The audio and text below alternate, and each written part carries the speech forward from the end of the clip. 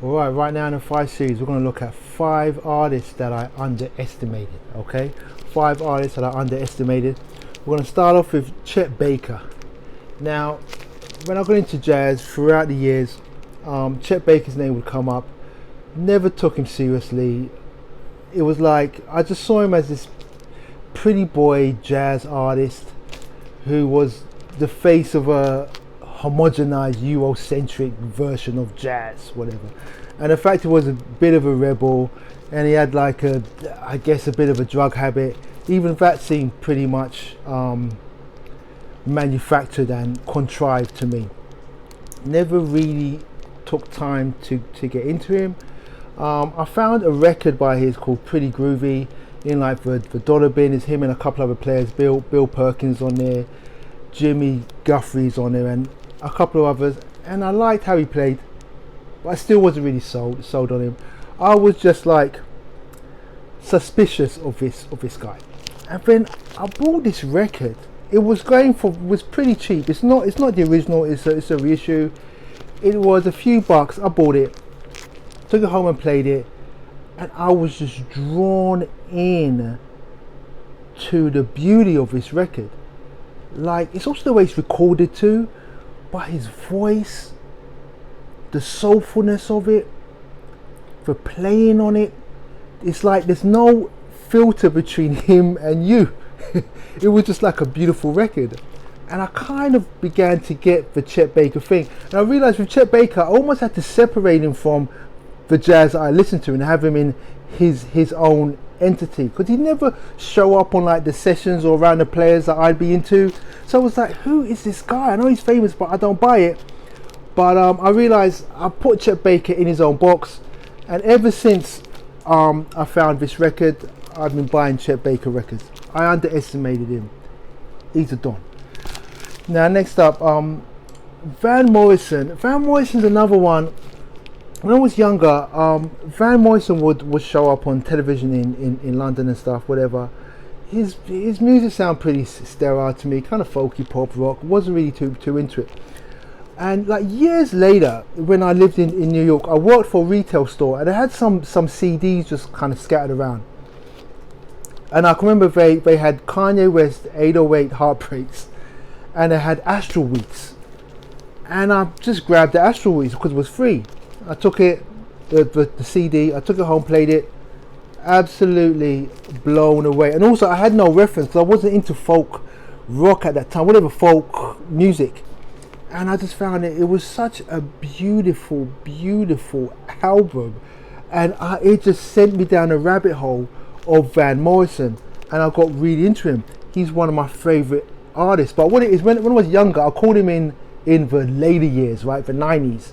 I had to get into his 70s stuff and his 60s stuff, but I appreciate him more now. Then it's the pre-Van Morrison with them and all that. But that's a whole other story. Hiroshima, I'd see their records in dollar bins. They're Japanese, they're American jazz, it's fusion. Once again, never took them seriously because they were signed to an American label. It wasn't that real from back in Japan on a Japanese label. It wasn't one of those like, Bose records. It was a US based Japanese jazz band. Seemed a bit cheesy to me. I bought one of these records, it may have been this one, for a couple of bucks. Bought it, took it home, absolutely loved this record. It's jazz fusion, played on a high level. It's 50% instrumentals, but when the vocalist comes in, she totally nails it. It's high quality, and I just kept seeing their records around for cheap, and I buy them. Hiroshima, I underestimated them because they're American.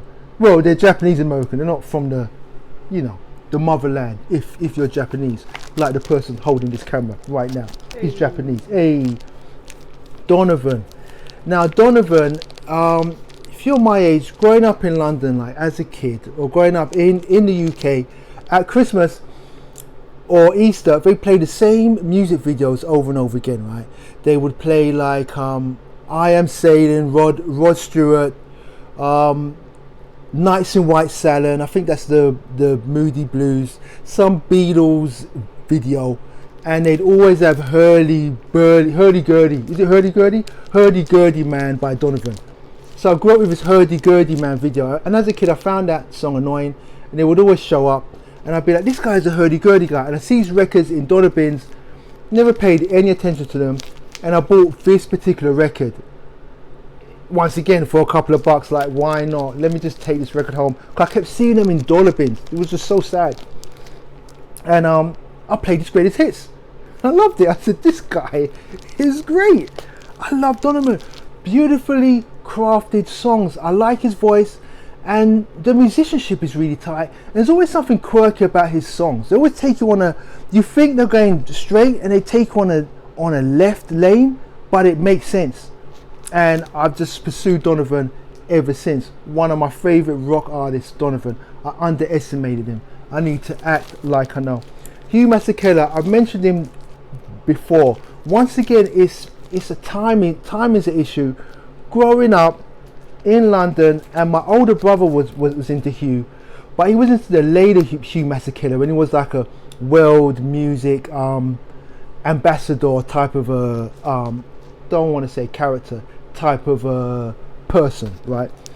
And I found it all a bit corny. I like international music, but world music, I wasn't really too into it. It was a bit like touchy-feely. But anyway, I was in Bushwick. I was in a record store. I saw this record, and I was like, Hugh Masekela was once young.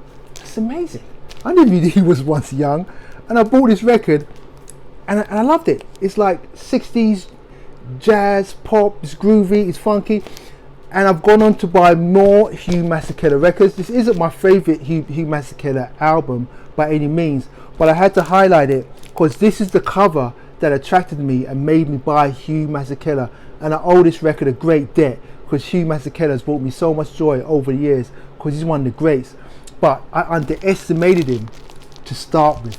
So anyway, Hi-Fi Recluse, good fine records. Check out our new single, Lacuna, that's Lacuna, on Spotify. Check it out, and check out the rest of our music, Hi-Fi Recluse on Spotify. Support the channel. Big up, one love.